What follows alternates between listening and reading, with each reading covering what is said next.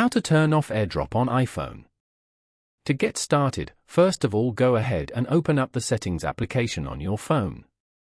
Once you're here, go to General as shown.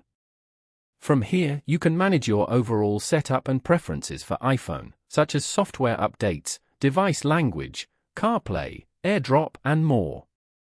Then, scroll down and go to AirDrop.